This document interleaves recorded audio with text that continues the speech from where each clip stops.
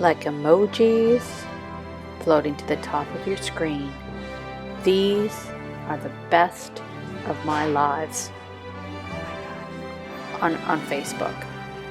My lives on Facebook. Big exciting news in Beyond Obedience front. I have internet. What? Yes. Because later this afternoon, I am taking two of my noofs to meet my good friend and colleague Becky from Best Canine here in beautiful Nova Scotia. Becky is an incredible trainer who does like the very awesome, cool, precision obedience work. And she's got a Belgian Malinois, and her videos, I've seen her videos, and they're just, I mean, it's stunning, the work and the connection and the bond that Becky has with her dogs. And it's wonderful because she gets to offer that kind of service to people who are interested in that here in Nova Scotia. Because I have noofs. That's who I have. I have noofs. And, I mean, could they do like precision work? Yes, they can. You know what? Noofs can be whatever they want to be if you had someone that was skilled enough to train them. I guess, but the thought of it just makes me funny. Just because when you compare the two breeds, right? Talking about a Belgian Malinois versus a Noof. Like, Malinois are like weapons, right? Those dogs are intense, man. And although I find them gorgeous and beautiful, and the work that people do with them is absolutely amazing, it's just not my cup of tea.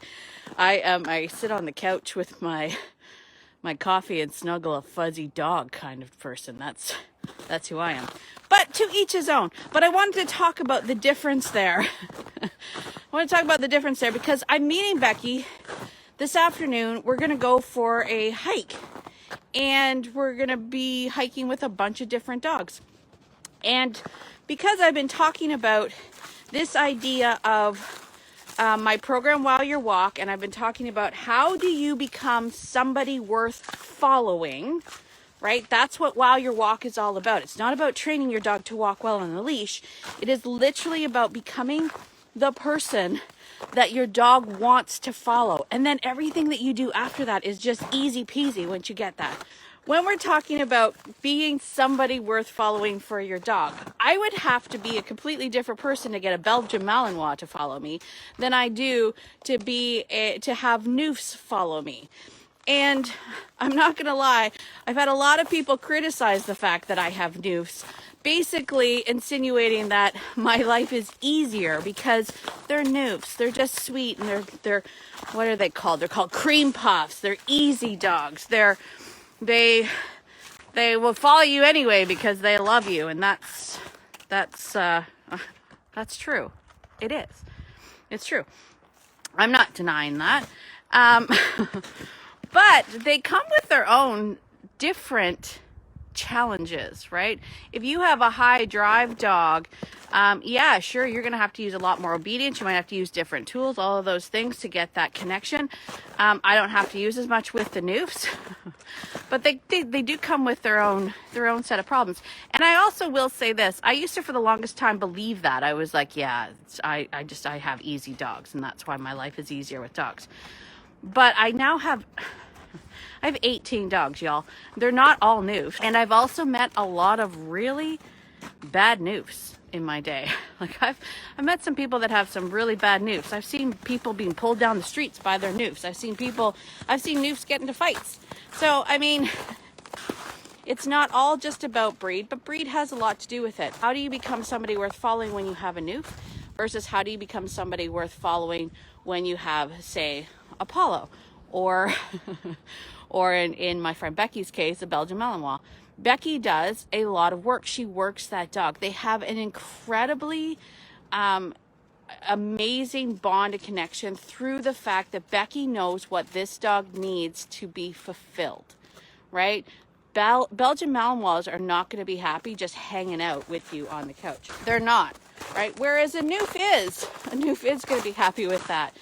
So when we're talking about that, we're talking about what things fulfill them. Again, we're talking about fulfillment. Becky is giving her dog the absolute best fulfillment she possibly can because she knows her breed.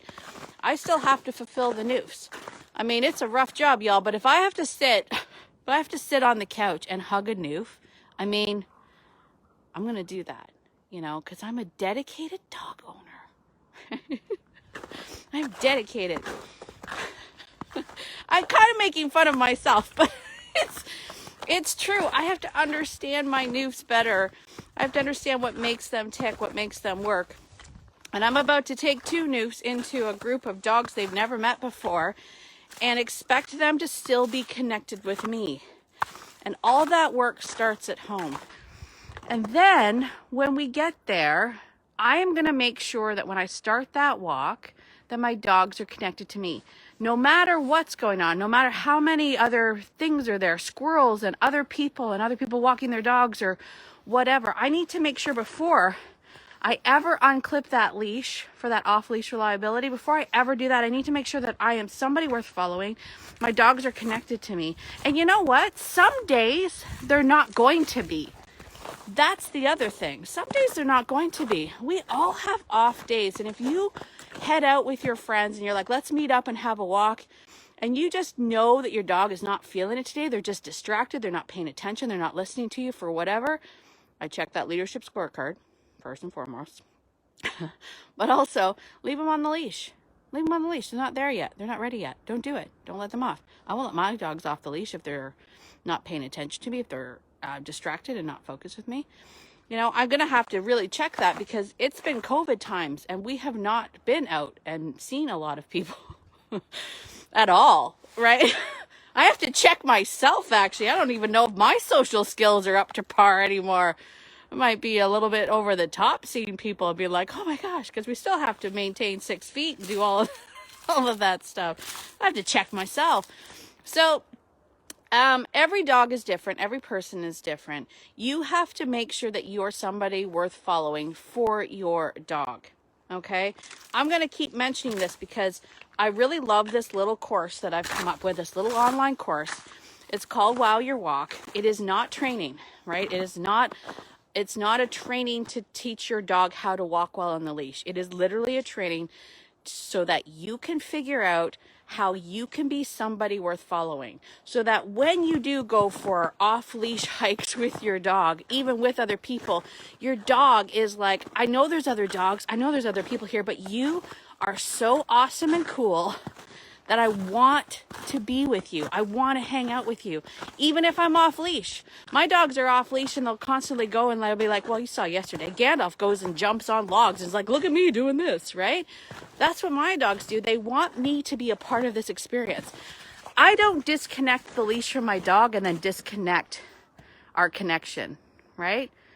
If I clip off that leash, I want to make sure that him and I, or in this case Apollo, but my dogs are still mentally connected to me. They still want me to be a part of that experience. That's the most rewarding part of it. I hope everybody is having a great day. If you want more information or you want to check out my little new program called Wow Your Walk, learn how to be somebody worth following, right? Be somebody worth following. You can be the reason and the reward in your dog's life, right? I don't walk around with treats in my pocket.